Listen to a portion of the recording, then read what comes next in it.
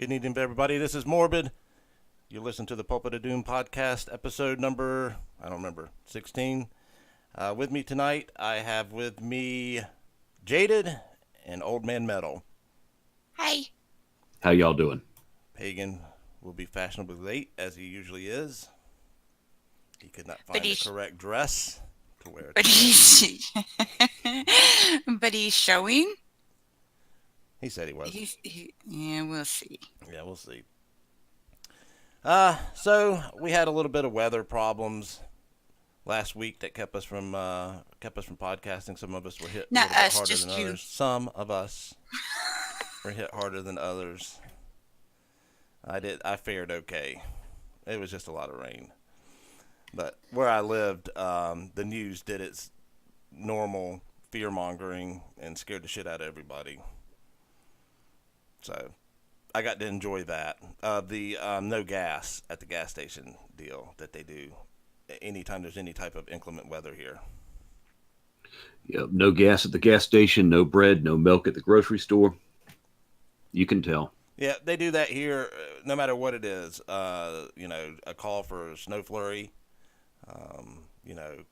30 degrees temperature, the grocery store. Everybody runs to the grocery store. It's ridiculous. And it always seems to coincide right when I actually need to go to the damn grocery store. Which Definitely makes you look like one of the jackasses that are falling Stocking for it. up. Yeah, stocking up. No. If you're tuning in for the first time, this is the official podcast for DreaminDemon.com, where normally we talk about the top 10 horrible stories featured on DreaminDemon.com for the last week. Which is probably not going to be no different. Luckily, we actually got 10 stories up barely this week. It was a horrible week for me this week as well. So you do what you got to do. Now, I will say we almost called this one off because if anybody was listening last week, we almost went through for the first time in Pulpit of Doom history without one technical glitch. And near the end of the show, it reared its head in the form of my cable modem deciding to reset. And that problem may actually happen again tonight. So we'll just have to wait and see what it does. I've got them coming out on Monday. I'm turning up my mic volume here real quick, hopefully without reverbing. So they're going to come out Monday and take a look. It wasn't actually my modem that is having the problem. They think it's probably one of the connections outside somewhere is something's messed up. So fair warning, it may happen again. If it does, you'll know because we will all be cut off for about 2 minutes before we come back on again. So don't go anywhere. We'll be back. Yeah, so I apologize for that, but there's nothing I can do about it. But we didn't want to miss 2 weeks in a row. It's what we do for you guys. Got to keep the momentum up. That's it. And it wouldn't be a Dreamin' Demon podcast if something didn't go wrong. That's very true. I don't think we've had that many that went off flawlessly. I can't think of one. No. In years. And I do remember last week, for whatever reason, I got a fit of the fucking giggles from something stupid that you said. Y'all were both dying, man. That was funny as hell. I could not control it. And you're gonna do it again just from laughing. Yes, probably. So just carry on. I'm going to carry on. And we'll go ahead and swing through a couple of these because we got a couple stories that both came out of the same area. We actually, it's almost kind of a repeat where we had talked about. Well, it wasn't. It was close enough. It was about a month ago where we talked about that Iowa State University student. Her name was Molly Tibbetts. She was the one that was stabbed to death by, I guess that they're saying was what do you call it? Is a legal immigrant not PC anymore? Am I supposed to call it an undocumented citizen? An undocumented citizen, non-citizen. An illegal immigrant stabbed her to death. So then we had, let's see here. No, this one was a homeless guy that did it, so. Yeah, he was. Bit of variety there. Yeah, this was a weird one. This guy, what was his name? He's 22 years old. his name was hell, I can't even find it. There it is. Colin Richards. Um, long criminal record. Nothing violent. It doesn't. Well, no, that's not true. He has some domestic stuff, but nothing in up in the realms of murder. But he had spent some time in prison for probation violations, and he hadn't even been out that long. He'd been out maybe like a month or so, and he was staying at a homeless camp. And I guess he had been telling some of his buddies at the homeless camp, or at least one of them in particular, that he had the hankering for some murder and then some raping. And I don't know if that's just normal conversation out there or what stays in the homeless camp. I have no idea, but nobody said anything about it or even took him seriously. But this 22-year-old college student, her name was Celia. Oh, Jesus, here you go, Jaded. Here's Rosamena, it looks like. Rosamena, yes. She was a very popular student at the school. She was I did some looking up on her. I didn't put it all in the article, but she was a top amateur golfer, and she had been voted the Iowa State Female Athlete of the Year. And actually, I think it was last Saturday or today, they were actually holding some type of and called police. Now, I'm imagining there was a little bit more to that story that wasn't being reported. I couldn't imagine that would be the first thing I would do if I found an abandoned golf bag, is call the cops. So I don't know if there was something else that they saw, but when the cops came out and did some looking around, they found her body nearby in a pond at the golf course. And one thing led to another. They got to the homeless camp where a guy basically told them, "Hey, I know this dude, he was talking about raping and murdering chicks." And so they did some investigative work, and one thing leads to another, and dipshit comes back to the camp because he was actually in the process of leaving town, and his friends had drove him back to the camp so he can grab his tent. Yeah, can't leave without that tent. No, and inside, the cops had already found some items, I think, that were already incriminating this guy, and his friends ratted him out pretty quickly and said, yeah, when he came over to my house to take a shower, he was covered in water, blood, and sand.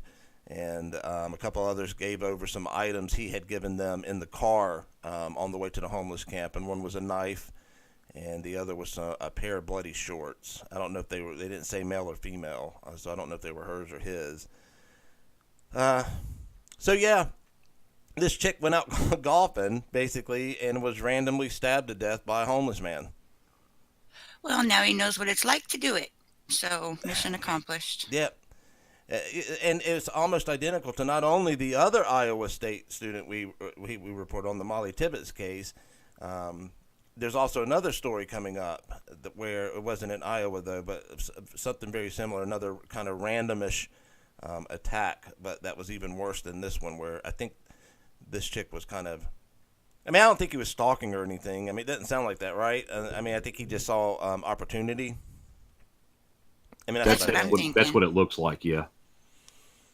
So, yeah, so he's been charged with her murder, and I'm sure that they're not going to have any problems getting a conviction on that, especially not with all the evidence they found. But he was in jail, last I reported, on $5 million cash only bond, so he ain't going nowhere. He's not going anywhere.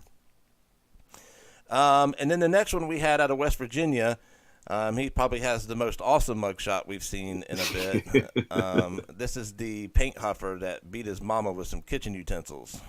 Yeah, it was definitely the mugshot that sold me on this one. You can't not have that mugshot. If you see that, it's like you've got to write that up.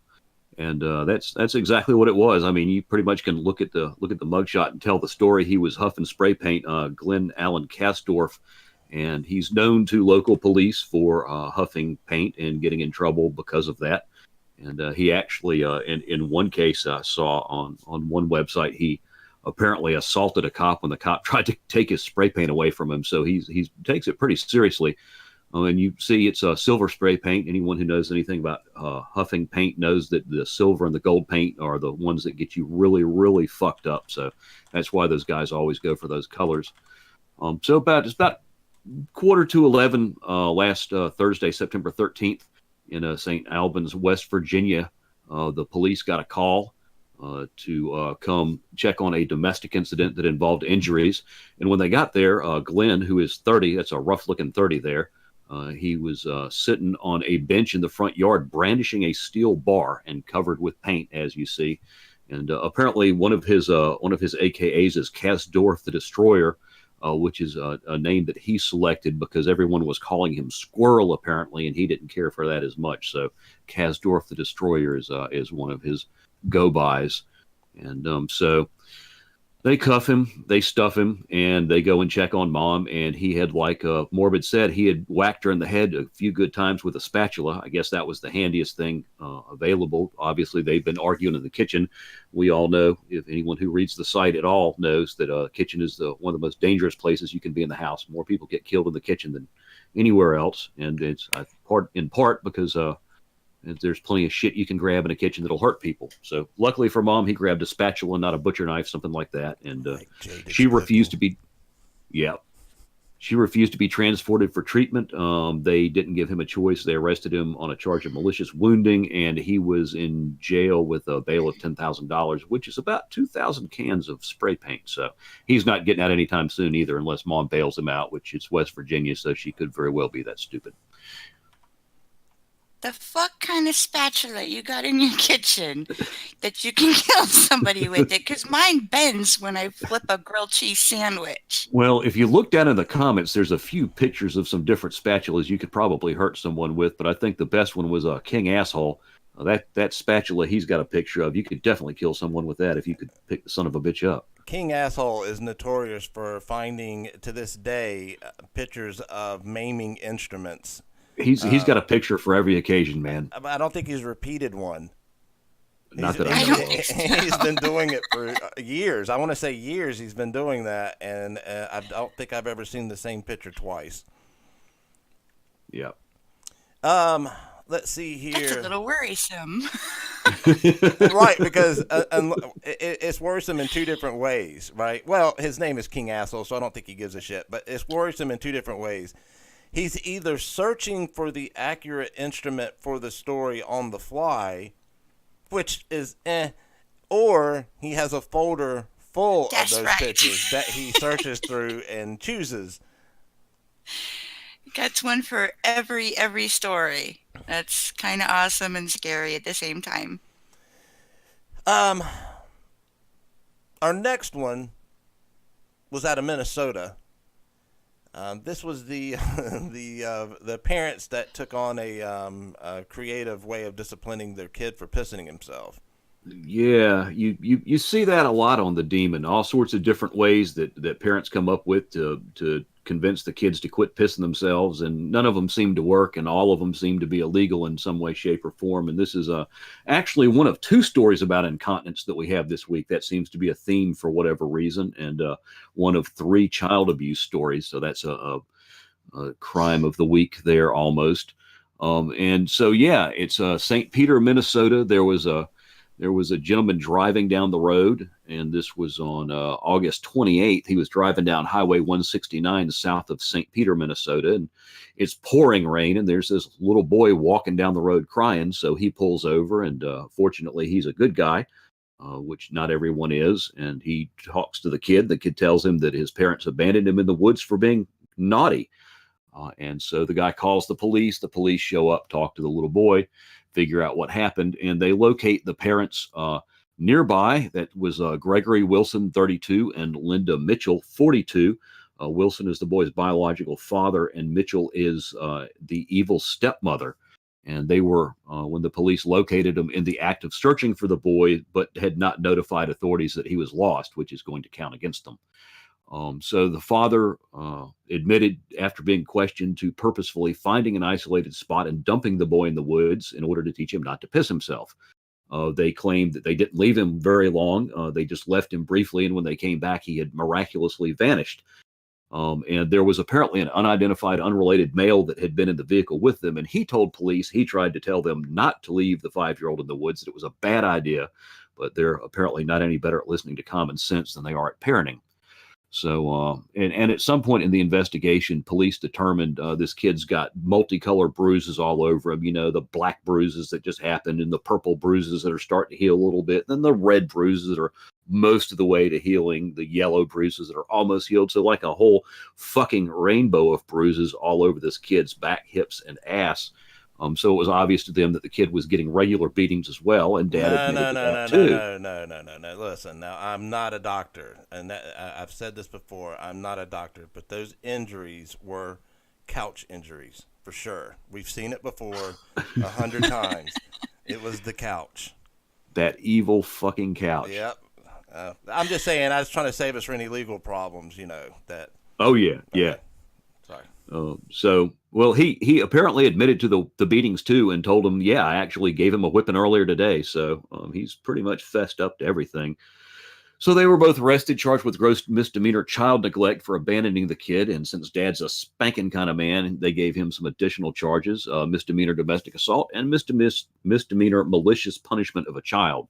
So I guess in Minnesota, you can only beat your kids so hard, or maybe you can't beat him at all. I don't know. But anyhow, whatever he did, he got charged for it. Obviously, he hit the kid hard enough to bruise him.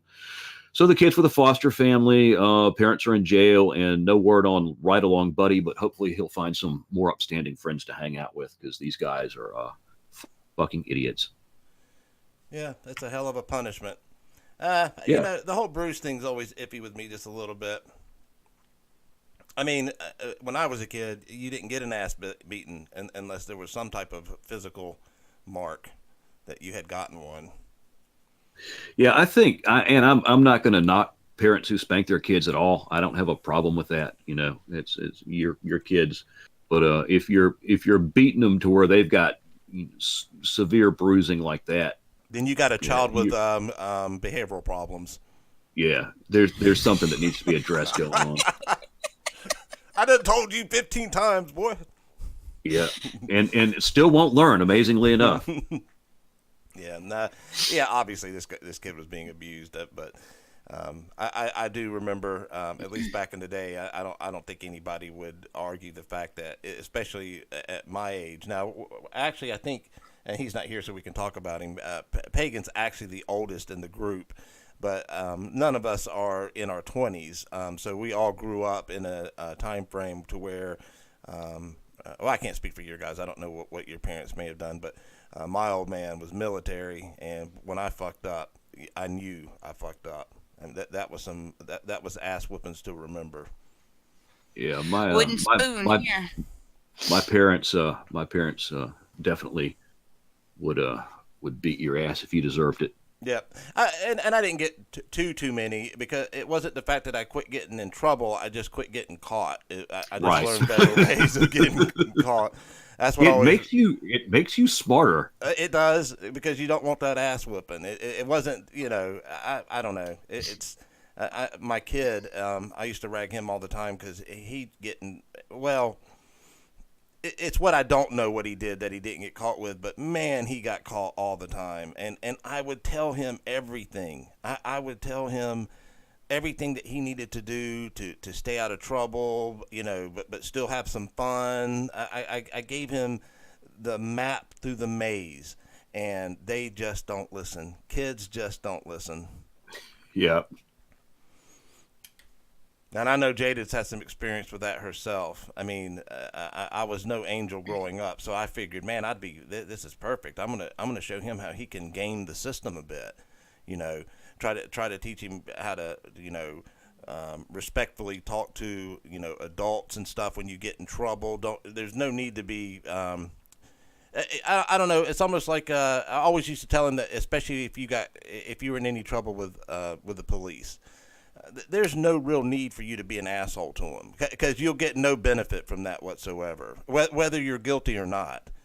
Just be extremely respectful to them. It just works out to your best benefit, and don't say shit. Don't say anything. Don't say anything. Nope. And I don't want to get too much into my personal life, but yeah, he flunked that test the very first time anything happened. He actually fell for the cop's your friend routine. Oh yeah, oldest trick in the book. Yeah, he learned from that one. Luckily, that this was a long time ago, and he didn't it was more of a minor thing, but it did involve the police. And but he learned his lesson. And what killed me on that is this house, as you can imagine, just because of the site that I run and that we all are a part of. My house is pretty much, if it's not horror movies that are playing or metal music, it is always the ID channel, which is just a slew of murder porn and shows like The First 48, Cops, or whatever the hell that they're playing. And you see it every time when in those interrogation rooms where they're showing both sides, if they're going to go back in there, I think we can get him to crack or whatever.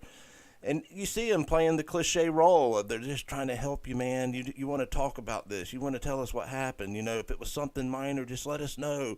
And then when they're outside of the room, they're like, oh, we almost got this motherfucker, you know. Yeah. So he'd seen all this stuff, that these cops aren't your friends in regards to looking out for your better interest. They're just wanting to close whatever the hell that they're involved in. But nope, he didn't learn. And he learned that people snitch. Your friends, some of your friends cry and sing like birds when presented with any type of punishment. And will throw your ass right under the bus. Yep. Yeah, I remember when we were growing up, we had a couple brothers, and they were at the time the local weed dealers, and so they had a little popularity from that, you know, and a lot of quote unquote friends because of that. But that was normally where you would go to buy any weed you were looking for. And I remember we got a phone call one time, and which had never happened before. But it was actually at a friend of mine's house, and they had called, or one of the brothers had called and said that he just got some stuff in, come get some, blah, blah, blah. And how much, and blah this and blah that. But we didn't have no money. We were broke as shit. It was like, shit, we're broke, you know, can't do nothing. Well, later on that same day on the news, the local news, we saw them leading our, not all of our friends, but a group of our friends with some other people all lined up, arm to arm, handcuffed in the police station because these assholes, the cops busted them and had them call their friends up to come buy weed. And so when the friends would come, they would get arrested, and then they would stick them in the back bedroom and then wait for the next ones to come. And they just did that for a bit and grabbed the whole handful of kids. So, I mean, of Just course, like when they send you something in the mail, say you just want a giant screen TV. right. Oh, yeah, it was the same shit. Now, Yeah. of course, we didn't think nothing sneaky about it. We just luckily were broke. It was just that, but after that, their reputation was totally ruined because they were rats. Yeah, you'll never sell another dime bag again. No, it was the most retarded thing. Let's see here. Where are we at here? Oh yeah. This is the inmate. Here's Now, the prisoner with the bling bling. yeah. And now, and I guess I should have specified this, but I always assume some people are smart enough to click on some of the links that we put in every article. This isn't the picture here of this guy. That's not the person that's accused of doing what we're about talking to. That's the victim, whose name was Larry Mark, 58 years old. Now, he was no angel. He's actually been in prison for a long time for, I think him and a buddy, they robbed a cab. They called a cab, and when they got the cab, they beat the cab driver's head in with some type of bludgeoning type instrument and robbed him of $38 and a wedding ring. So that's what he was in prison for. But he was put in the cell with somebody crazier than he was. And at the time that I reported this, and they may have changed it now, his name may be out there, but the other inmate was, he felt Mark was, well, he didn't feel it. He was being aggravated by Mark. That was his explanation. He looks like someone that could aggravate you, to be honest with you. just judging. Well, this was the wrong guy to aggravate, because his cellmate, I think he strangled him to death.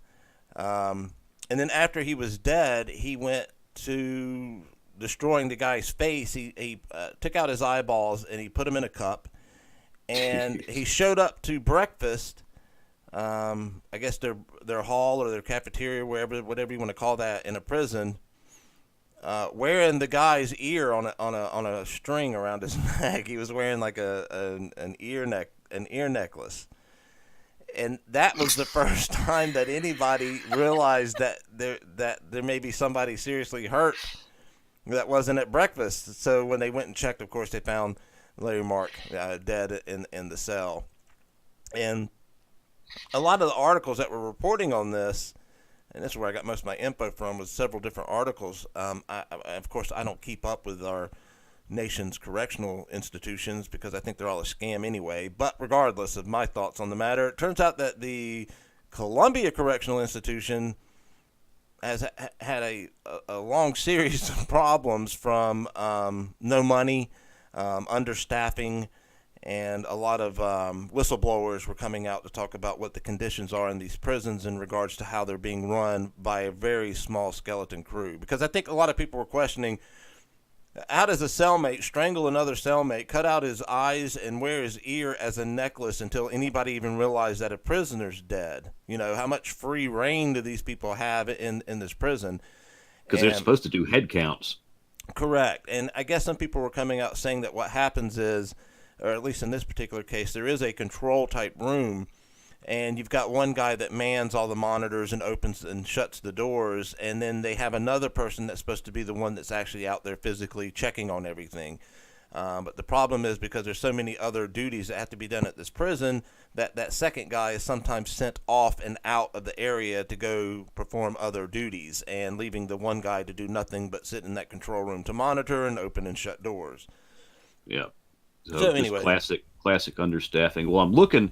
I didn't find an update with the other prisoner's name, but looking at Larry Mark's Corrections Offender Network record with the Florida Department of Corrections, he was in for first-degree murder, premeditated or attempted, dating back to 1981. So when they nailed him for robbing that guy, they said that they nailed him for attempted murder.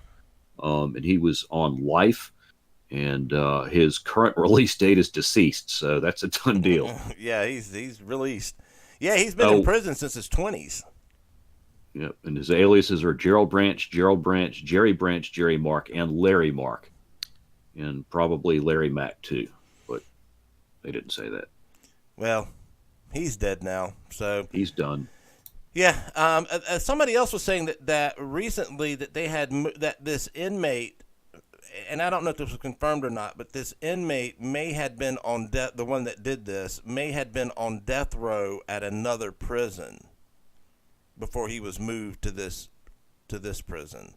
I think I saw something. I read something about that, but I don't know if that was fact or one of those whistleblowers. Right.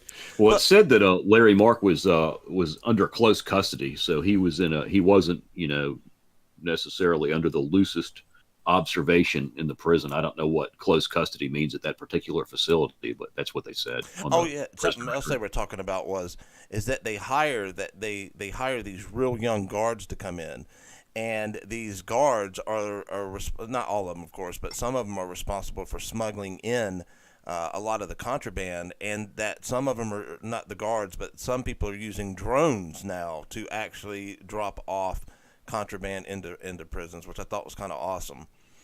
That makes sense. Yeah. Oh, yeah. I mean, that just would make perfect sense. But K2 seems to be one of the big problems that they have in this prison, is a lot of the inmates using K2, which personally, I've never used it, and I've never had a desire to. I mean, just smoke a joint. I mean, why are you smoking that shit for?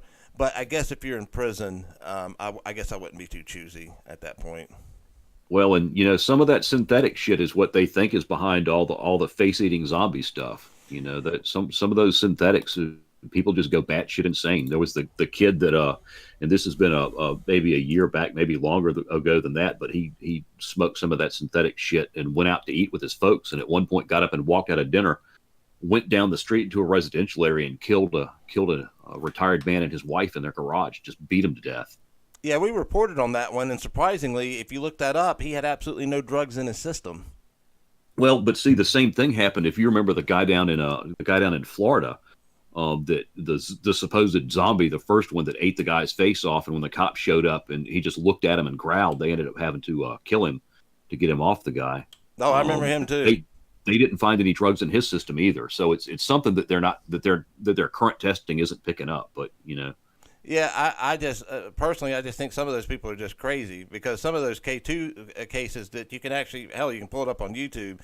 These people that OD on K2, you can tell they're almost totally incapacitated. You know, Right. they don't Difficult seem to watch. And I actually like watching the salvia ones. I love watching the people who smoke salvia and have negative reactions to it. I find it hilarious. But the K2 ones I don't find as funny. I still watch them because I'm not right in the head. But You're fucking sick. they're not as enjoyable. They're not funny like I find the salvia. They're the salvia ones uncomfortable. funny. They're just tense. Oh man, the salvia ones, dude. I'm telling you, if you want to kill some time, just look up smoke salvia videos on YouTube and watch some of this shit. And again, I always just question why. Why? It is so much easier to get weed now than it ever was when I was growing Right. up. Why just smoke that? Just smoke weed, man. Why even smoke that? But some people, they seem to have some very, very good experiences with salvia. But when I see somebody acting like I did on some of them videos, I'm not a gambling man when it comes to that kind of stuff. Yeah, that's not a risk I'm willing to take either. all it takes is one time. Oh, I just watched this one not too long ago, and it was a bunch of guys, kids, of course, smoking the salvia, and this kid smokes it. And they're in the woods, like on a trail, and of course he starts, and his friends are like laughing and shit at him.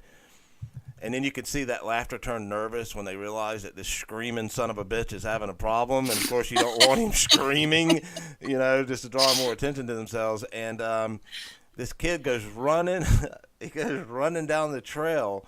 And I don't know what he saw or what he thought was happening to him, but he does this like superfly in the air, like he's jumping on something, and he just lands like a belly flop on the trail ground, and it looked so painful, but it was so fucking funny, especially with his friends. Because I'm just imagining myself in my position if I was with some of my friends, and you're sitting in a car like in your high school parking lot, and you let one of your buddies start hitting on a joint or something, and then he starts freaking out like that. You know what I mean? It's like, oh my God.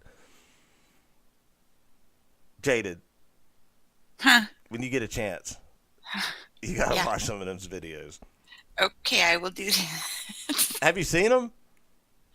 I haven't watched very many. I've seen a couple. Oh, some good ones. And that led me into this weird ass rabbit hole where people were eating those really hot peppers and fucking hallucinating and shit. So The pepper one, the pepper ones, I'll watch some of them, but I don't know why. I don't find those too entertaining. I tell you, the only videos I've gotten into lately that really, they actually make me physically where I can actually feel like an anxiety attack coming on, or something that feels like an anxiety attack, is these cavers. These people that take their GoPros into these caves and they're No, can't do crawling. They're like crawling their bodies in through these little tiny spaces to get to the other end, and can't breathe just listening to you. Okay. they just kill me watching that, because I don't remember why I got on him, but I don't know if you remember this guy. It was the Nutty Putty Caves, and he was that Mormon guy that climbed into a uncharted portion of this very popular cave system. And I think we may even had reported on him or talked about him before on a podcast, but back when it happened.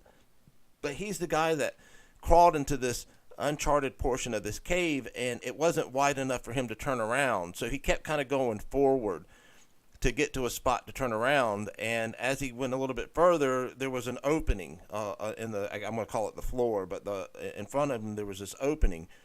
And so he kind of poked, and this guy is like 6'2". So he pokes his head down in that damn hole, thinking that he could go down there to turn his body around to crawl back out. But it turns out that wasn't the case, and it was actually closed and smaller as he went further down, and to where he found himself stuck upside down in this fucking hole. And his brother, who was there with him, this was actually like a family caving trip. Great. Right. So his brother comes out there and tries to pull him out, but there's no room. There's no room to actually manipulate anything, and all he sees is his brother's feet from his shin sticking up out of this fucking hole. So they end up calling emergency people that come out there. And if I get any of this wrong, I'm sure somebody will correct me because it's a very well-known case that happened to this guy. I think they made a movie out of it. But they brought all these emergency people out there. It took them forever to get in there. And he had been upside down for so long, he was fucked. There was nothing they could do. They couldn't fit anything to pull him out. The way his legs were positioned, that the only way they could get him out of that hole with any type of pulley systems was to break his legs to do it. And the problem was he'd been upside down for so long, if that happens, all these toxins and shit would rush to his heart and brain. So they left him there. He's there to this day. I mean, he's dead, but they left him there. Yeah, he's not still alive. No. Well, I felt I should add that before somebody commented, did he die? No, they throw him a care package every Christmas. The good thing is no one else is going to be able to stick their head in that hole. No, not the same. He's a deterrent now. Maybe if he decays enough, then he would kind of crumble down. Yeah.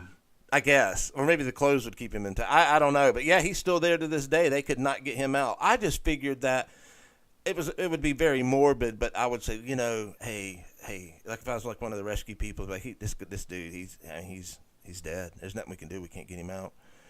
I just say we just block that cave off and wait about a year, and then we just come crack some bones and get him out so they can at least give him a proper burial or whatever. And I don't know if that's what they ever did, but I think they said they sealed that particular that cave system, that part of it off.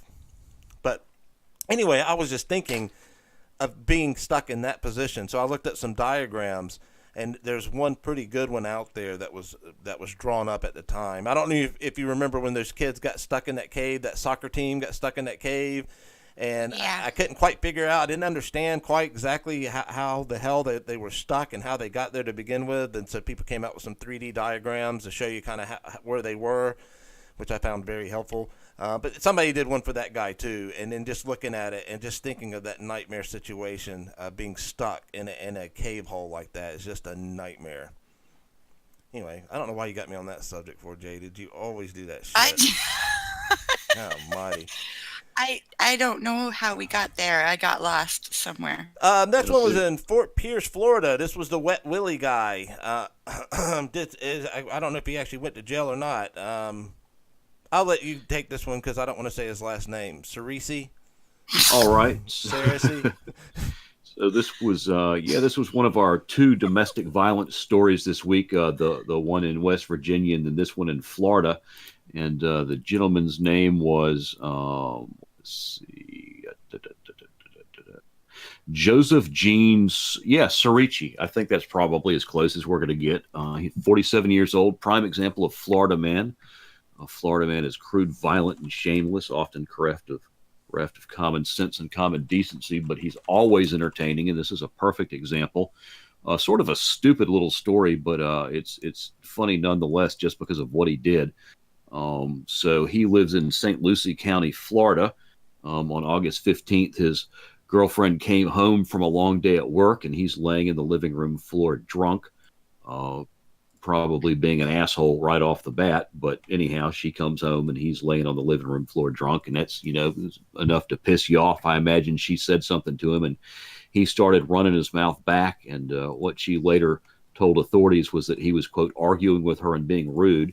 So she took the moral high ground and decided to take the kids and go to a friend's house, and that's great. It's step away from the confrontation. If he's drunk, let him stay there and be drunk, be an idiot by himself. So this is Florida woman. It didn't work exactly like that. She took him along with her, which makes absolutely no sense, but that's what they did. So she takes drunk, idiot Florida man to her friend's house. And not surprisingly, he continues to be an asshole when they get there. And somehow he kept drinking as well. I guess she just stood by and let him keep drinking, or maybe she couldn't stop him. I don't know. But, so on the ride home, he starts grabbing at her and pulling on her and just messing with her, not beating on her. There's, no allegation that he hit her or anything like that. Just being a dick. And at some point, he licked his finger and stuck it in her ear, which everyone who's been a fifth grader knows is called the Wet Willie. And so when he got home, he started throwing stuff around, and that's when she called the cops. I guess that was getting a little bit out of hand. And they ended up charging him with second-degree battery. Second or subsequent offense was the detail on the charge, so not his first time battering a woman in Florida there. But they actually charged him with battery for the wet willy and all the pawing and groping and everything, and took him to jail. And he was promptly released. And I speculate that she was probably the one that posted the $2,500 bond. I don't know that, but that just makes sense because who the hell else would? So Circle of Life in sunny Florida. And a buddy of mine actually sent me that story. He read it and thought it was funny. So shout out to Cussing Boar on that.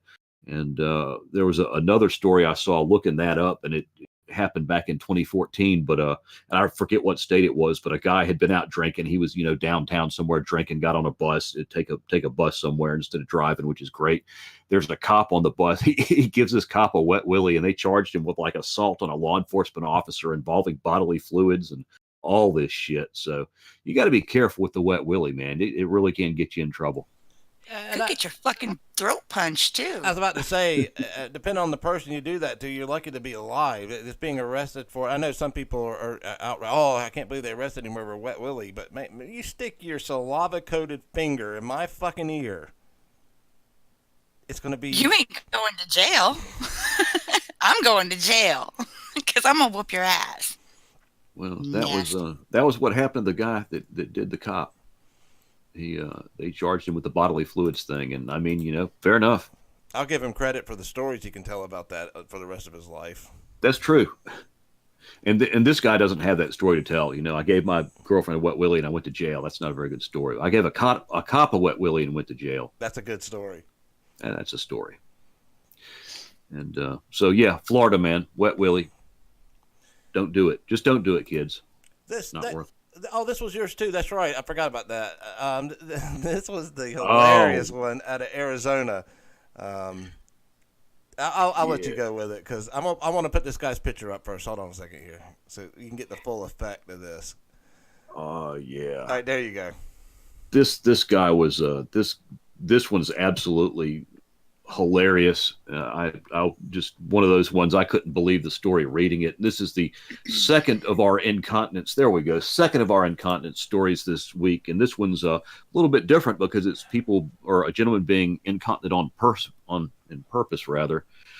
So the gentleman is Paul Anthony Menchaca, and he is a 30-year-old in Gilbert, Arizona that lives with mommy and daddy, because he is a winner, and he used to have a job as a teacher's aide at a junior high school, and he had to resign that job. I imagine in relation to this, it was Bogle Junior High, Bogle. I don't know how they pronounce it. So the story is that Menchaca had Down syndrome and would sometimes soil himself. He couldn't help it. And when he had an accident, he needed help cleaning up and cleaning his genitals and needed some discipline. So an individual named Amy, who represented herself as his mother, hired a caregiver off of a website called carelinks.com in early May to help this gentleman out whenever he needed it. And they never met. Amy communicated with her only by text, and she arranged for the caregiver to assist this Menchaca gentleman on 30 separate occasions at various locations in Gilbert and nearby Chandler, Arizona, but never at his home, which should have been suspicious, I think. And Menchaca always had cash to pay her. So somehow or other, his mom knew to give him extra cash because he was going to poop himself that day or whatever. So not only did she have to clean him up after he had one of these accidents, but Amy instructed him to punish Menchaca when he had an accident by, quote, putting him in timeout and taking away his privileges. And his genitals had to be really clean. And this caregiver would later recall 5 separate occasions where he got jerky about his genitals not being clean enough. So she had to clean them even more. So at some point in July, there was a second caregiver that came into the picture that was referred by the first, and then a third caregiver came into the picture in August. So he's got these 3 different caregivers taking care of him and washing his balls and wiping his butt and changing his diapers and all this stuff. And at some point, the first caregiver got suspicious about him and followed him. She had dropped him off somewhere and she followed him, and he went back to his real home, and she knocked on the door and met his real mom. Mom said, "My son does not have Down syndrome. He doesn't wear diapers. I've not been paying anyone to help him." So it turns out that this Amy was Menchaca, and when the police checked the phone number that these people were given for Amy, it traced back to him. And he's not disabled. He's just a freaky little pervert, a bad little boy that poops himself, that needs a spanking. And so he was arrested and charged with felony fraud and felony sex abuse, because if you make someone wash your balls and you are enjoying it, then that's a sexual abuse, I guess. And that makes sense. So this idiot, and obviously he's not the brightest looking guy in the world, and it probably, well, anyhow, I won't say that, but he's not the brightest looking guy in the world. We'll leave it at that. He spoke at his first hearing without a lawyer, and you know what they say about people who represent themselves. And he told the judge that he is special needs. He has a low level IQ, and his parents have paperwork to prove it. And his dad's going to get him to talk to a counselor and maybe a rehab center. So everything's going to be cool. So they set bond at $15,000 and said, no, everything's not going to be cool. We're going to keep the charges on you, and we're going to lock you up. So if mom and dad want him out, it was a secured bond. So that means you've got to come up with the $15,000. So I reckon mom and dad have had to come up now with $15,000 in addition to the embarrassment of having your 30-year-old fucking son that you were nice enough to let live in your basement pull stunts like this. So I'm reading this whole thing, and the story's funny, especially in conjunction with the guy's picture, because he looks like someone who would poop his fucking pants and enjoy it. I'm reading this and I'm like, I've heard this before somewhere, and it finally dawned on me. One of the things that Albert Fish, the serial killer, one of the things that he liked to do, and he liked to do lots of different shit, was he liked to write dirty letters to women. And one of the things that he wrote on multiple occasions, he would find in the want ads or whatever, someone who was a home nurse, and do what this guy did. He would write to him and he would say, you know, I've got this son. He's mentally disabled. He needs someone to watch him. He poops himself. He needs help cleaning up. He needs to be washed, and he needs to be spanked when he's bad. And the difference is Fish never actually obviously had a son, or he had a son, but he didn't have a mentally disabled son. He never did anything but send the dirty letters. That's what Fish got off on in this particular case, was just writing dirty shit to innocent people. But this guy took it a step forward. And so, yeah. That's the third one that I know of so far on the site like that. Really? Wow. I don't remember. Oh, yeah. We had one back in 2012 by Pete Puma, and that guy faked a brain injury to get people to change his diaper. Same situation, advertising on Craigslist, shit like that. And back in 2009, I did one based on a Craigslist ad, and in a grown-ass man saying he's mentally retarded or whatever and needs his diaper changed. So that's three that I know of so far. And you got to wonder if they came up with it independently, or if, like, this dude is a copycat of one of the older ones. Well, one of these, the story that I did in way back when, this shit went on for 3 months. I mean, this woman changed this guy's diaper for 3 months. He would get to her house. Apparently somebody called and said that his brother, a man in his 40s, had been disabled in a car accident, had poor bladder control, the mental capacity of a 5-year-old, and physical disabilities, and he has weak arms.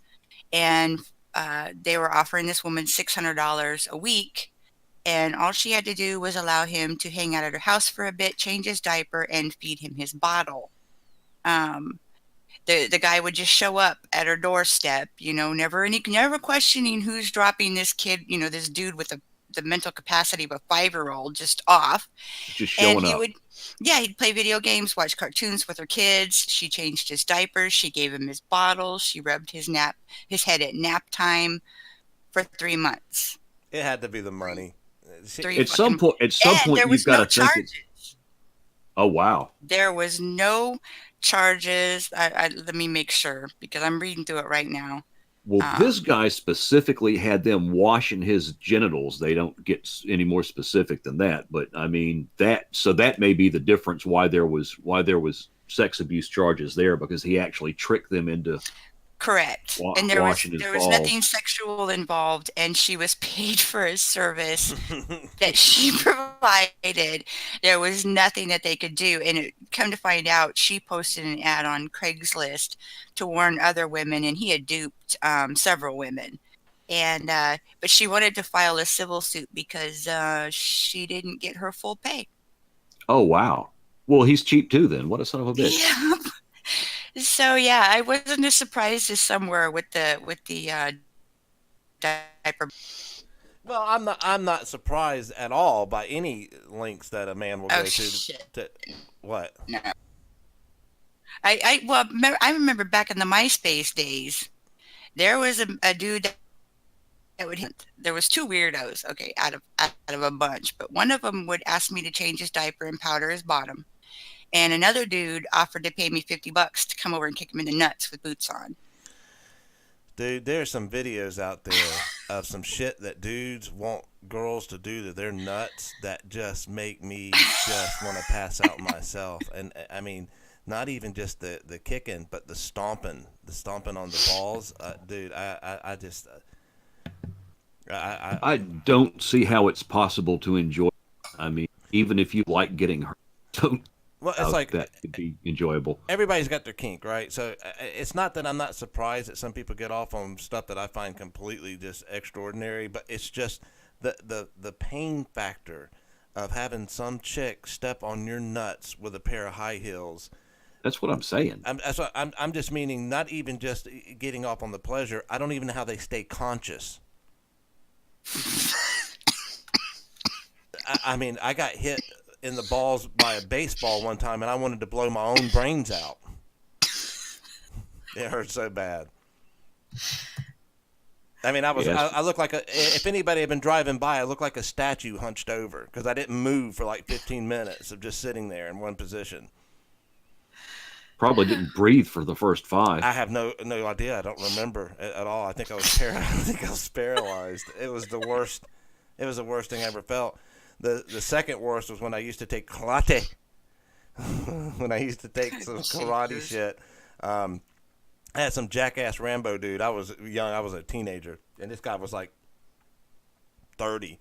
And he was one of them jackasses that had the Burt Reynolds mustache, and he wore a cloth headband around his balding head. And he was in there, some jackass thought he was going to be some type of karate star or whatever. But I got teamed up with him to do some sparring. And we were sparring, and one of the big things they always tell you, always wear your cup, always wear your cup, always wear your cup. They just drill it in your head, always wear it. And, of course, I didn't wear it, and that son of a bitch kicked me right in the nuts. And that was another time where I just wanted to blow my own brains out. Damn. I tell you, I took fencing in college, and I wore a cup every goddamn time we fenced, and it finally paid off the last day of class. And the thing about fencing is the groin's a legal target area, so I didn't know that. It's insult to injury. You get popped in the nuts with the fencing foil. Not only did you get popped in the nuts, but it counts as a point. And I was fencing with a guy, and hold on. Before you get to the part where you got fenced in the balls, let me ask you this: right. Was it if you were, when you were fencing? Even though that was a valid target, was that frowned upon? Like, if you actually did that and maybe you got the point or whatever, would you still have your, other people like, ugh, damn, that was cheap? Oh, yeah. I've got to think it would definitely be frowned upon. And okay. It's something that, no dude's going to do to another dude. I don't know. Some chick might do it that has a thing about hurting guys in the balls, but no dude's going to hurt another dude in the balls. Gotcha. So while it was a legal target, it wasn't necessarily the target that you would actively go for. Right. And it wasn't his fault. He lunged, and I tried to riposte, and I didn't get on him quite good enough. And instead of deflecting it all the way off of me, I deflected it down to my nuts. And it was when you get hit with a fencing foil, it hurts. You know it. I mean, when you hit someone, you watch that damn foil bends. It takes a lot of force to do that. And the dude froze because he realized what he'd done, and I finished him off while he was frozen. So it worked to my advantage. But I said to myself, well, that justifies wearing that stupid ass uncomfortable cup every day of class and never needing it, because the last day of class, I needed it. Yeah, I hated wearing the damn things. I mean, but yeah, I was wishing I had wore it that day. Fucking Burt Reynolds looking some bitch. Rambo bastard. Yeah, you ever had those people? If you ever taken any type of sports related stuff, you always had that one guy that Yep. failed in like when he was a kid, and now he was going to retake that glory as a 30-year-old man. So The glory you never had in the first place. yeah, that was this dude. He was notorious for it. Anyway. Yeah, I knew exactly who you were talking about as soon as you said Burt Reynolds mustache and balding head and the little headband thing. And speaking of, rest in peace for that guy. I really, really liked Burt Reynolds when I was a kid. He was in a lot of damn good movies when I was growing up. I agree. I don't think a lot of people realize that in the younger crowds and why he was kind of a big deal back in the day. I mean, before, you had all the Schwarzeneggers and the Rocks and all these, all these other action type stars. It was Burt Reynolds, man. Yep. Do you like Burt Reynolds, Jaded? I did. Oh, like the old school stuff, or I actually like some of his new stuff. I was very happy when Boogie Nights came out and he was in that, and I don't know if that was his big comeback role, but I remember I think that nobody had really seen from him until Boogie Nights came back out, and he actually just kicked ass in that movie, and then he kind of had a boom after that. Yeah, it's great to see that kind of thing too. Yeah. Yeah, he was supposed to be in Tarantino's new flick. He was actually going to play the Spawn Ranch owner in Tarantino's new film, but he died before they ever got to filming him. That probably would have been cool with him in that role. What was that guy's name? If you hadn't asked, I could have told you. I think I was obsessed with the whole Manson thing there for a long time, but that was what got me hooked on true crime back when I was a kid, 10 years old. Someone gave me a copy of Helter Skelter. Yeah, that was one of the big ones. I think I actually have a post I wrote almost 10 years ago. I think we had one of these introductionary posts on our forums on what got you into true crime, and Helter Skelter was definitely one of the first books that got me into it. It wasn't even just the book. There was a TV movie that came out around the same time that was pretty good, and that got me. But it was Amityville Horror, the book. It surprisingly got me into true crime. Only in the fact that the book, the way it was written, had diagrams and blueprints of the house and all this stuff, things that would become kind of normal in true crime books, where you'd actually get pictures and diagrams of certain things, and I always found that stuff fascinating. Yep. Although Amityville Horror, there was really no crime, at least not the haunting part, but the killings beforehand, right, where they were showing where all where they were laying in the bed and where they had got shot when I was a kid. That really flipped that switch in me that didn't get turned off. Yep. I got a lot of switches from my youth that never got turned off. Yeah. Heavy metal and true crime and. Yeah, metal. I don't know what it was that first drew me into that. I don't think I've ever even thought about. I think I've just always liked it. I just never really found the metal that I liked until like I loved. I absolutely loved it. It wasn't until probably in the 90s. I guess it would have been late 80s, 90s was when some punk bands started slowing down, and you started getting, I think it was the Black Flag had an album that would actually, I guess theoretically, would be the first Doom album. My War, I think, was the name of it, but the B-side of it, I think that was the one that was like, damn, I wish people would just sound more like this. And it was basically Black Sabbath, Sabbathy, that syrupy type of sound. Is what I love to this day, and that's why I fell in love with grunge so much. And I like the attitude of grunge. I know it may be cliche or people don't understand it now, but back when grunge come out, I don't think people realized what the music scene looked like at that time. And if you were a very cynical asshole like myself, I wasn't down with the smiley guitar players at all, singing about partying and all that other stuff. I wanted somebody out there singing about how shitty and bored they were. So that was grunge. That was definitely grunge, and I loved it. And some great vocalists too. Yeah, they had some good ones. Phenomenal vocalists. You've got to sing that material the way they sing it. You've got to have a certain type of voice, and you've got to know how to use it. Yeah, it wasn't until Vedder, Eddie, come out, and he's actually a good singer, but his vocal style is very easily mimicked. And it was after he came out though that like record producers and stuff do, and these companies, oh, we want a band that sounds like that. That's a hit. Right. And then you started seeing even grunge getting cloned just like the hair bands did. Luckily, it didn't wear out its welcome. And grunge got shoved right out the door just as quickly as they shoved hair bands out the door. Hair bands actually had a lot longer run than grunge did, though. But now rock in mainstream's pretty much just non-existent. Grunge was like disco. It didn't have any roots. It came out, it was popular, and like everything is, that gets popular, it blows up. And the hair metal bands, those guys, a lot of them washed out, but metal didn't go away because it had 40 years or 30 years worth of roots at that point in time. But grunge, there just wasn't any underpinning for it. And it's a shame because it was a lot of good music, but it came and it went. Oh, yeah. I liked it while it was here. Luckily, I got to enjoy a good 2 years of it before it ever hit radio. Right. And I remember it because I was in I don't know if you guys had those back where you were. They were called record stores. Camelot Music. Every now and then when you would go shopping for music, sometimes you did buy shit just by the cover alone because you didn't have the internet and stuff. So you couldn't sample things. You didn't. If you were going to try out a new band, you were basically literally paying money to try out a new band. And I remember picking up Soundgarden. Just on the name alone, and that was it. Because I found them before I found Nirvana. I think Bleach had already been out, but I didn't know of it.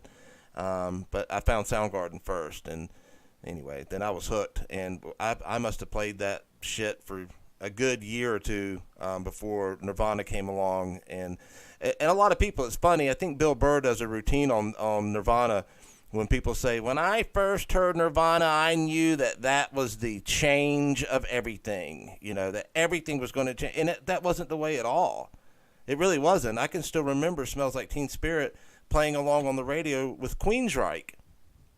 What was that damn song about lucid dreaming? Silent Lucidity. Yeah. Yeah, I mean, all that shit was playing around, and I liked Smells Like Teen Spirit, but it was just another band, just another song. I didn't hear it and go, oh, god dang, this is a game changer. I'll tell you, out of all the...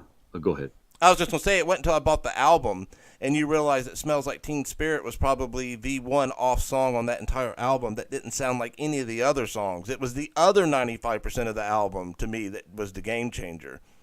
Right. My thing with Nirvana was, and I'll be honest, I never paid the least bit of attention to him until Kurt shot himself or whatever happened there. That was my Elvis moment. The grunge that I listened to, Alice in Chains by far was my favorite out of all of them. But all the other stuff that I listened to, the first Stone Temple Pilots, Soundgarden, all that stuff, Nirvana I never paid them any mind for whatever reason. And it probably is because they were the ones that were the most popular, and I'm just like that. Right. Yeah, it makes sense. It was like Guns N' Roses. I know we bought that album off chance because the inside, and I don't think it's in there now, but when the Guns N' Roses Appetite for Destruction, when you opened up the insert, when the cassette tapes would have the fold outs on the inside with the lyrics and shit on it, there was a picture of a robot inside of it that looked like that he had or was in the process of sexually assaulting a woman that was selling roses, and her panties, I think, were down to her ankles or something. And they ended up eventually that's not in there anymore, but you can find pictures of it on the internet. But that was another case where we played that album so much we got fucking sick of it. We didn't even want to hear it anymore. And then they released that Welcome to the Jungle on MTV, and then we had to go listen to all our friends who hated it when we were playing it in our car. Then all of a sudden now they were big fans, and we were already sick of them by then. You're already tired of it. Oh yeah. Anyway, that album I could die happy never hearing it again, and it's a great album, but same thing, it got played so much, every song off of it. I was like that with Zeppelin for a while. We played that so much that if I heard Zeppelin, I didn't hate it. I didn't hate it, but I had just heard it so much that I just would turn the channel, right? And it had nothing to do with me not liking them or liking their music. I just heard it too much. But it's just been recently, probably within the last year or two, that I've actually gone back and have started putting them back in my playlist again, because it's been so many years since it was always there. And it's almost like going back and not necessarily rediscovering or anything, but I almost get that feeling of remembering why I loved them to death to begin with. And Pink Floyd, same way, I've been with them again. I think it's these reaction channels lately. A lot of reaction channels of people, reacting to Pink Floyd for the first time, and they usually have like, a black guy who's listening to metal, or Christian people listening to, stuff that's not in their wheelhouse. And Gangster rap. Right. And so anyways, watching some of these people listen to Pink Floyd for the first time and really loving it, and hearing, the stuff that I miss to this day when it comes to some of the blood, sweat, and tears that actually went into putting out an album. Not saying that doesn't happen today, but I just watched an interview with one of the members of Typo Negative was talking about the one thing that he missed. I think it's like the 25th anniversary of Bloody Kisses album, that he was talking about, that he misses the days to where they would stick you in a fucking studio with your band members separated by sound partitions, and you would play and play and play and play until they had enough good material for you to overdub some of the stuff, right? But he says now, when you make stuff, you can be in 4 different countries, all making the same album, and then you have all the tools at your disposal to where you can just sit there and keep fucking with the song until you're never happy with it, because you have the tools to just keep manipulating it. Where back in those days, time was money. You had a certain amount of time to get that album done. You had a certain amount of studio time, and you had to get it done and get the fuck out. Anyway, so when you go back and listen to some of these classic albums and think of how they were recorded like that, it's amazing they even put out the shit they did. Yep. Anyway, so I don't know how I got on that, but anyway, this gentleman here, Massachusetts, our only story from the Northeast, from New England this week. Look at this guy's picture, though, man. Holy crap! This is a very atypical story. 48-year-old, married, I'm assuming, but no, he is a father. Youth football coach who got busted raping young boys. He'd actually gotten caught because one of the boys actually reported in the police that said that last year that this dipshit had done something with him. So when police went to go investigate, of course, they do what they always do, and they seized a lot of his computers and stuff. But he got charged with something enough to where he was let out on bail until his next court appearance, but he had to wear a GPS type device. But while he was out, it was only like a few days later, another boy came forward and said that he had also been sexually assaulted by this dude. And I don't know how the times lined up, if that sped things up or something, but it was then that they looked at his iPhone and found a lot of child porn on it and pictures of boys where they seemed to be sleeping. And then even worse was a external hard drive they had that had, it says, dozens of hours of video showing, what's this guy's name? Derek Sheehan raping multiple young boys. So now he's being charged with a slew of charges related to those. So he's not going anywhere. So the big bet is with this guy, as we normally see, does he actually make it to trial before he offs himself? And the reason why I think the chances are high of him killing himself are because it's normally the married men with kids that get busted doing this, that I recollect them are the ones that don't want to face their family and all that other stuff in court, and they end up just offing themselves before that happens. So I'm curious to see if this guy does the same. Does everybody a favor. I feel bad for his kids, but he's got a very stern, grim, puritanical New England look about him, and those also were the ones that, you get caught, you have to look what you've done in the face, and typically they seem like they're the ones that can't pull that off. And it definitely looks like Mr. Slippy Fist from South Park. Definitely. Yeah, well, he's gone. Regardless if he does it himself or not, I don't think he'll probably, at least not what he's been accused of. This is the type of guy that they really do love in prison. And I don't think that's actually, I know that's always, I hope Bubba's going to get him or whatever, but I think that's actually true with these guys, right? Unless they put him in one of those isolation type wings, that they aren't very welcomed in prison. That's my understanding. And you got to figure, odds are, probably a fair proportion of people that end up as hardened criminals, fair proportion of them probably were molested when they were kids. And it's like that was part of a storyline on The Wire, I remember. But that's, I've got to think that plays into some of it. A lot of people, you end up going down the path you end up going down, but shit like sexual abuse when you're young, you look at the statistics.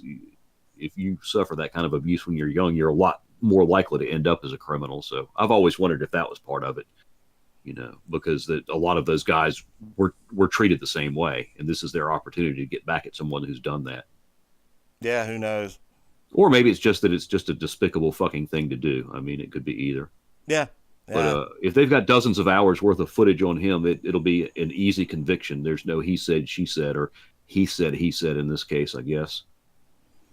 No, not with the video, which was, I don't understand why he would do. Well, I guess I can figure out why he was doing it, but recording it. But I'm glad he did. I mean, then they'll have no problems convicting the guy. Yeah. Did you hit West Virginia hard this week? Is this the second West Virginia story? Yeah, 2 out of West Virginia this week, and 3 child abuse this week. So, of course, there's always a lot of child abuse. There's so much of it that goes on. But this one, and I'm going to say this, and Jaded's going to remember 5 cases where this has been done before, but that's cool too. This one sort of clicked with me because of, it was just the fact that she sprayed this kid with bleach. What a fucking passive aggressive, horrible fucking thing to do, and I'm not saying that beating your kid is any better, but it was just something different.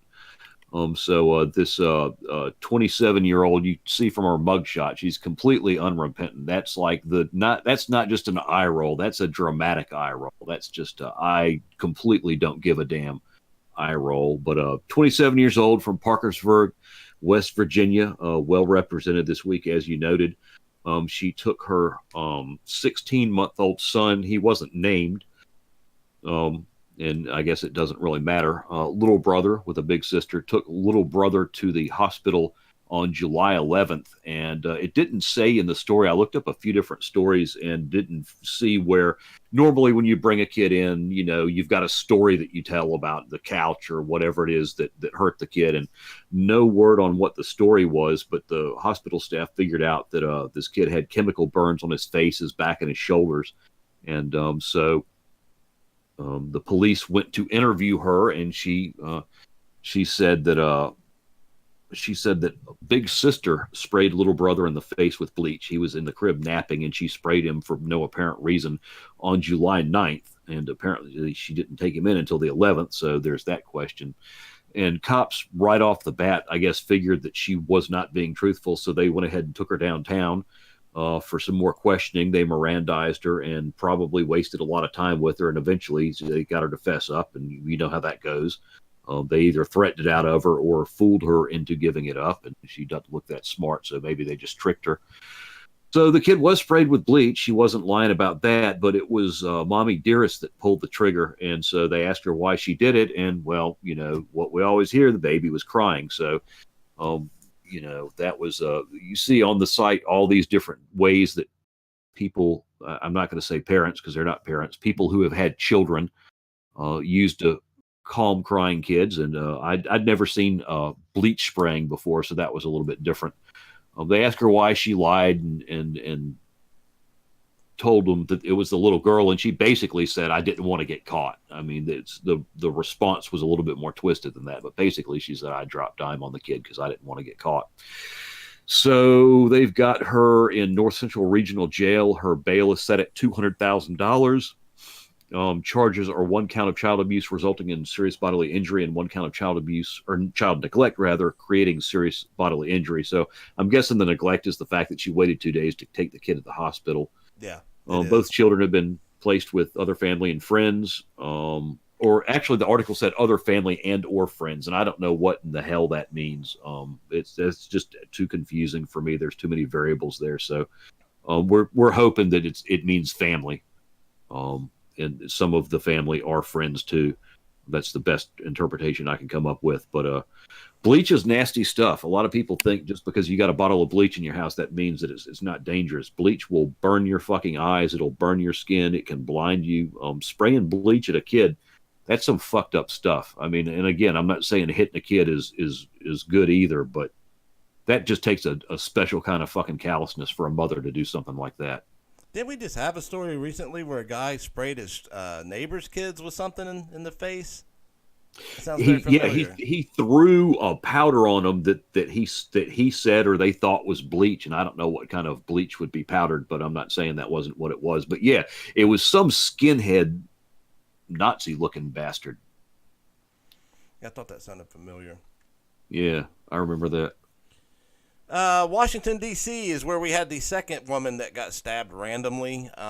When this was first reported, Wendy Martinez was jogging in Washington, D.C. when she reached an intersection and ran into a black male who decided to repeatedly stab her in the head and neck. And there was video. It got taken down. At least the one I had linked got taken down. There was some video of her running into a nearby Chinese restaurant, bleeding profusely from the wounds that she had suffered. And they ended up taking her to the hospital where she died. And at the time when I wrote this up, they were looking for the guy. And they had some surveillance footage of him walking down the street. They've since found him. And I had that linked, but the guy that did it, his name was, here he is, 23-year-old Anthony Crawford. And while they didn't have a motive at the time, they said that Martinez didn't think that she knew her attacker. But now it's turning out that it was possibly, they say, racially motivated because Crawford said he does not like white people. And it was an unprovoked attack and was not a robbery. So he just picked the chick. And the fucker wears socks with sandals. Which, I mean, come on. You should have known. Yeah, that's a fashion crime. Jail. Right there. Socks and sandals. And a mustard-colored shirt. Come on. Yeah, there's a lot of... you can imagine if you go to any comment section on this article now, they're pretty entertaining. I will not. I refuse to look at any comments on this story. They will remind you of Facebook, of the level of ignorance that's being reported or being stated by people.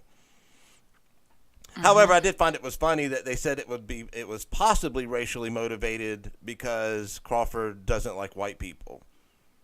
But that sounds pretty definitive that it was racially motivated. But anyway, sounds literally definitive because that would be the definition. Yeah, exactly. I felt bad for this chick too because there's no way out of that. The random attack. Yeah, you're never going to see it coming. You're not going to expect it. No, not at all. There's not even really a defense for it, and especially a knife to the neck like that. It's horrendous, and there's nothing you can do. The shitty thing I hate about the whole knife thing is at least with a gun, if the guy's a good shot, it's pretty instantaneous, or at least very, very quick death. But this poor lady had time to realize what had happened and not know why, and make it into the store and try to get help. You know what I mean? That had to have been terrifying. If you can find it and you can watch the video though, when she runs to that store, and of course I'm going to be Mr. Badass because I wasn't in the situation itself and I may have behaved the same way, but there's this dude wearing a backpack, and when she comes running in, he acts like the biggest bitch when she comes in. I think he literally screams and he runs out of the fucking store. It was like a handful of people ran out of the store. Nobody went to go help her. And again, I wasn't in that situation. I may have done the same damn thing. I have no idea. But still, I wasn't in that situation, and I'm watching somebody who was, and it was pretty pathetic. Well, there's footage from the shooting at the club where the damage plan show where oh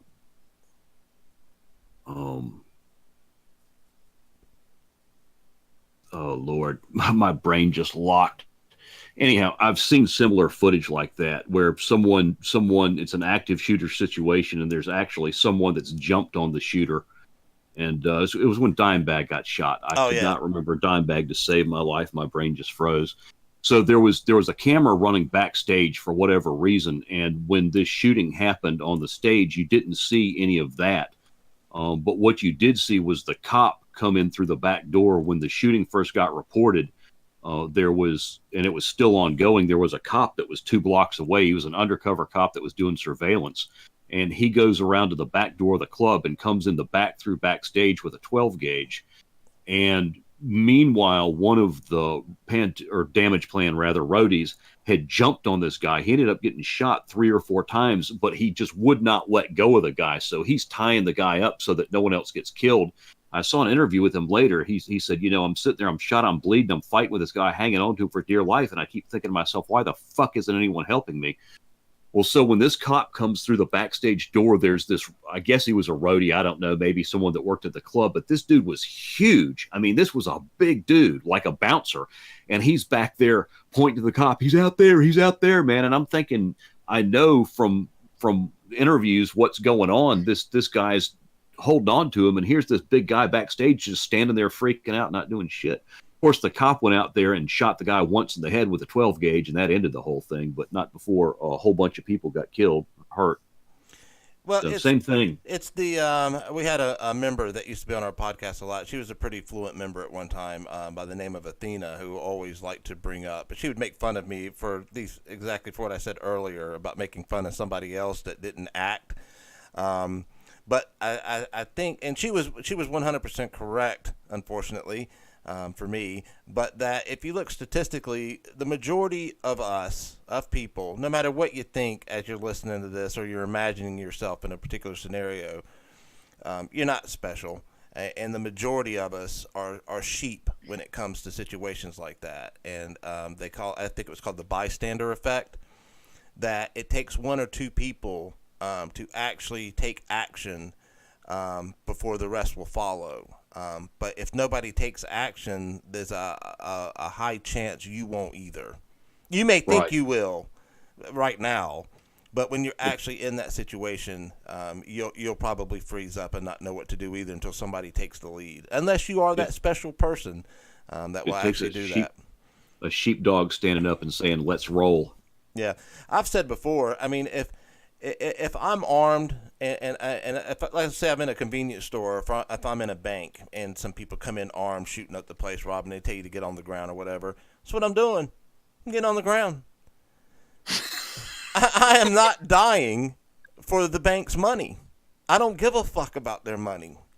I'm not going to be the guy standing up with the gun to try to take out a couple armed robbers for the bank.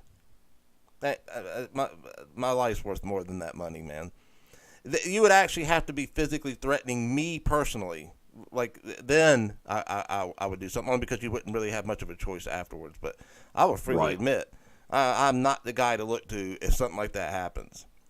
Just because I'm very selfish with my life. And it's not worth some fucking guy's convenience store money.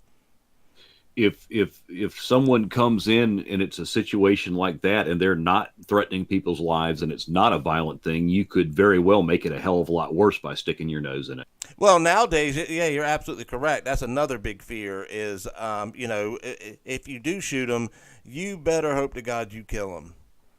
Because if not, I can guarantee you nowadays you'll at least be looking, and they may not win, but if you get tied up in a civil lawsuit, that still costs money. If you win it or not, it's going to cost you money. I just don't want to go through all that shit. Not for the $50 in some convenience store till.